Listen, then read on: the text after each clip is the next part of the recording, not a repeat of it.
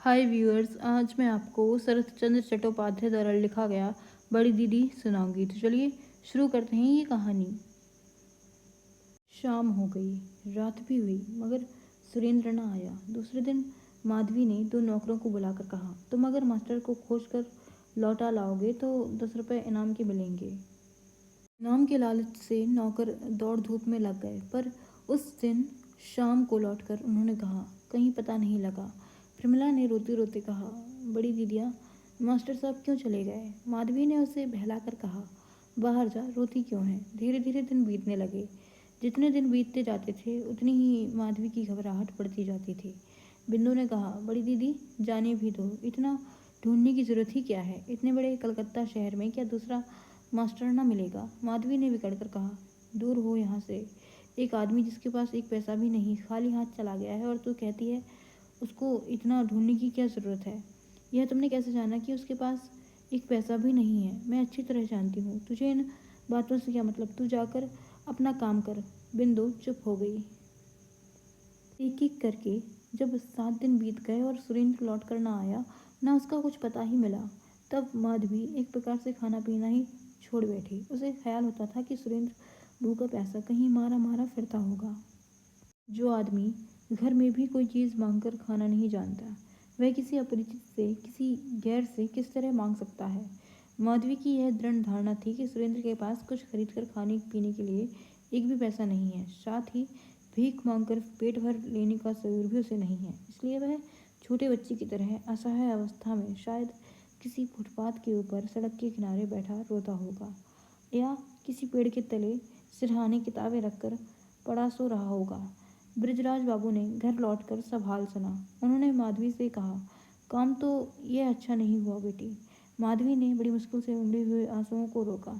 इधर सुरेंद्र का क्या हाल हुआ सो सुनिए। 3 दिन तो उसने रास्ते में घूम फिर कर निहराहार कर रहकर बिता दिए। पैसा पास न होने पर भी पंप का पानी मुफ्त मिल सकता है। इसी से भूख का जब जोर जान पड़ता था, तब यह चुल्लू लगाकर पेट भर पंप का पानी पी लेता था। दिन वह रात को कालीघाट की ओर जा रहा था। हाथ पैरों में ताकत न थी, सारा शरीर सनसना रहा था, फिर भी वह चला जा रहा था। उसने किसी से सुना था कि वहाँ खाने को मिलता है। एक तो यूं ही अंधेरी रात थी, उस पर बादल घिरे हुए थे। चौरंगी के मोड़ पर पहुंचते ही उसके ऊपर एक गाड़ी आ चढ़ी। खैरियत यह हुई कि गाड़ी के कोचवान ने किसी तरह फुर्ती के साथ रास खींचकर घोड़ों को संभाल लिया।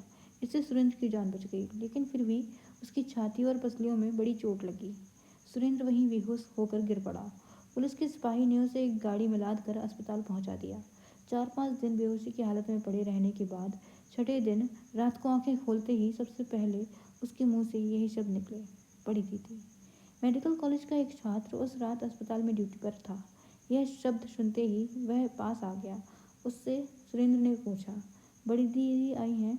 उत्तर मिला, कल तड़के आएंगी। उसके दूसरे दिन सुरेंद्र अच्छी तरह होश हवास में रहा, लेकिन उसने फिर बड़ी दीदी के बारे में कुछ नहीं पूछा। वह दिन भर घोर ज्वर में पड़ा तड़पता रहा। शाम होने पर एक आदमी से सुरेंद्र ने पूछा, क्यों जी, मैं क्या अस्पताल में हूँ? हाँ, क्यों? आप एक गाड़ी की चपेट में आ गए थे। मेरे बच जाने की आशा है भला? पूरी आशा है।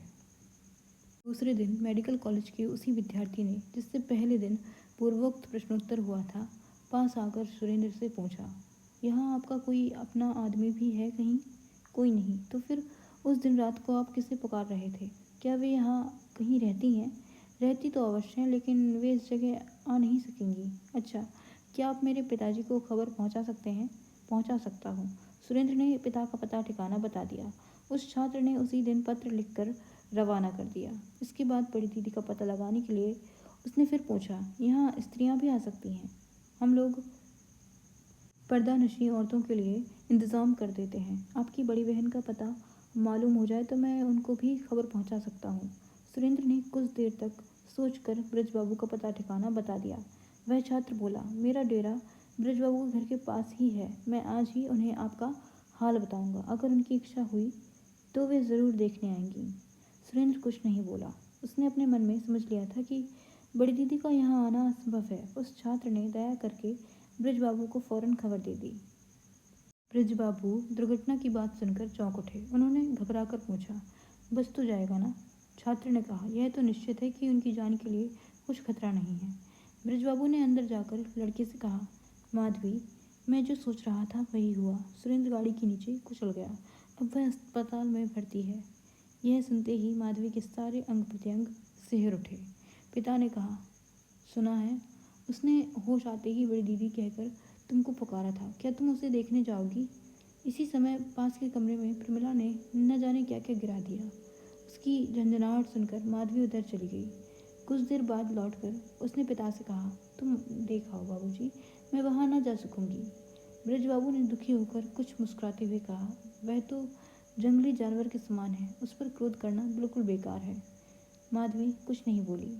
ब्रजबाबू अकेले ही सुरेंद्र को देखने चले गए। उसकी दशा देखकर उन्हें बड़ा दुख और खेद हुआ। उन्होंने कहा, अच्छा सुरेंद्र, तुम्हारे माता पिता को यह खबर दे दी जाए। तुम्हारी क्या इच्छा है? वहाँ खबर पहुँचा दी गई है। कुछ डर नहीं है, तुम घबराना नहीं, जल्दी ठीक हो जाओगे। तुम्हारे माँ बाप के आते ही मैं तुमको यहाँ से ले चलने का इंतज़ाम कर दूंगा। ब्रजबाबू ने रुपए पैसों की बात सोचकर फिर कहा, अच्छा तो यह हो कि तुम मुझे अपने पिता का पता बता दो, तो मैं ऐसा प्रबंध कर दूंगा जिससे उन्हें यहाँ जल्दी आने में किसी तरह की असुविधा का सामना न करना पड़े। ब्रजबाबू के इस कथन का मतलब अच्छी तरह सुरेंद्र की समझ में नहीं आया। उसने कहा, पिताजी आएंगे, इसमें भला उन्हें असुविधा क्या होगी? ब्रजबाबू ने घर आकर माधवी को सारा हाल कह सुनाया। उसी दिन से ब्रजबाबू नित्य एक बार सुरेंद्र को देखने अस्पताल जाने लगे। सच तो यह है कि सुरेंद्र के ऊपर उन्हें एक प्रकार की ममता हो गई थी। वे उसे स्नेह की दृष्टि से देखने लगे थे। एक दिन अस्पताल से लौटकर उन्होंने बेटी से कहा, माधवी, तेरा अनुमान ठीक निकला। सुरेंद्र के पिता तो धनी पुरुष हैं। माधवी ने आग्रह के साथ पूछा, यह आपको कैसे मालूम हुआ बाबूजी? उसके पिता एक बड़े नामी वकील हैं, वे कल रात आ गए थे। माधवी चुप हो गई। पिता ने फिर कहा, सुरेंद्र अपने घर से भाग आया था। किस लिए? ब्रजबाबू ने कहा। उसके पिता से आज बातचीत हुई। उन्होंने सारा हाल सुनाया। इसी साल यूपी के विश्वविद्यालय में ऑनर्स के साथ एमए की परीक्षा में सुरेंद्र पास हुआ है। इसके बाद उसने विलायत जाकर विद्या अध्ययन करने की इच्छा प्रकट की तो पिता और माँ दोनों ने नामंजूर कर दिया था। बिल्कुल ही अन्यमनस्क और प्रमुखापेक्षी होने के कारण सुरेंद्र अकेले विलायत की यात्रा करने लायक नहीं है। इसी धारणा के वश होकर पिता उसे भेजने का साहस नहीं कर सके। सुरेंद्र के रूठकर घर से भाग खड़े होने का यही कारण हुआ। पिता का इरादा है कि आराम होते ही वे बेटे को घर ले जाएंगे। तेज हो रही सांस को दबाकर और उमड़े हुए आंसुओं को रोककर माधवी ने कहा, अच्छी बात है। सुरेंद्र को कलकत्ता से घर गए 6 महीने हो गए। इस बीच माधवी ने अपनी सहेली मनोरमा को केवल एक ही पत्र लिखा था, फिर नहीं लिखा। दुर्गा पूजा के अवसर पर मनोरमा मैके आई। वह आते ही माधवी के पीछे पड़ गई। बोली, अपना वह बंदर तो दिखा। माधवी ने हंसकर कहा, बंदर कहाँ से लाऊं? मनोरमा ने माधवी की ठोड़ी हिलाकर कहा, मैं तो यही देखने दौड़ी आई हूँ कि तेरे इन रंगीले श्रीचरणों के पास वास करने वाला वह तकदीर का सिकंदर बंदर कैसा है, वही जिसे तूने पाला था। कब पाला था? मनोरमा ने मंद हास के साथ कहा, याद नहीं? अरे वही जो तेरे सिवा और किसी को नहीं जानता था। मनोरमा के मतलब को माधवी पहले ही ताड़ गई थी। इसी से धीरे धीरे उसके चेहरे का रंग उड़ता जा रहा था। फिर भी अपने को संभाल कर माधवी बोली, ओह, मास्टर की पूछती हो? वे तो चले गए। ऐसे रंगीन श्रीचरण उसके मन नहीं भाए। माधवी ने दूसरी ओर मुंह फेर लिया, कुछ बोली नहीं। मनोरमा ने आदर और प्यार के साथ हाथ में सहेली का मुंह अपनी ओर किया तो आश्चर्य के साथ उसने देखा, उसकी इस दिल लगी से सहेली की आंखों में आंसू उमड़ पड़े हैं। मनोरमा ने आश्चर्यचकित होकर पूछा, यह क्या माधवी? अब और अधिक अपने को संभालना माधवी के लिए असंभव हो गया। वह आंखों से आंचल लगाकर रो पड़ी। मनोरमा के विस्मय की सीमा नहीं रही। सहेली की सांत्वना देने के लिए समय अनुकूल एक शब्द भी उसे नहीं सूझ सका। उसने कुछ देर तक माधवी को रोने दिया। इसके बाद मनोरमा ने जबरदस्ती मुंह पर से आंचल खींचकर बहुत दुख के साथ कहा, तुम तो मामूली दिल्लगी से ही रोने लगी बहन। मैं न जानती थी कि इतनी सी हंसी दिल्लगी से भी तुम न सहन कर सकोगी। माधवी ने आंखें पोंछते हुए कहा, मैं विधवा हूँ जो बहन। इसके बाद वे दोनों चुप हो गईं। दोनों सहेलियां अपने मन में रो रही थीं। मनोरमा रोती थी माधवी के दुख और उसकी विधवावस्था की व्यथा का अनुभव करके। पर माधवी क्यों रो रही थी? माधवी के रोने का कारण कुछ और था। इस समय बिना जाने बूझे मनोरमा ने जो मजाक किया था वह तेरे सिवा और किसी को नहीं जानता था।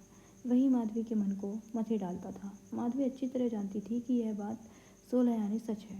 बहुत देर के बाद मनोरमा धीरे से बोली, लेकिन काम तो यह अच्छा नहीं हुआ। कौन सा काम? यह भी क्या बताने की ज़रूरत है बहन? मैं सब समझ गई हूँ। इतने दिनों से, लगभग 6 महीने से जिस रहस्य को माधवी जी जान से छिपाए हुए थी, उसे आज मनोरमा के आगे छिपाना असंभव हो गया। छिपाने में असमर्थ होने से पकड़ी जाने पर माधवी आंचल से मुंह ढककर रोने लगी। बच्चे की तरह फूट फूट कर रोने लगी। अंत में मनोरमा ने कहा, लेकिन यह तो बता, वह यहाँ से चला क्यों गया? मैंने ही चले जाने के लिए कहा था। बहुत अच्छा किया, खूब बुद्धिमानी का काम किया।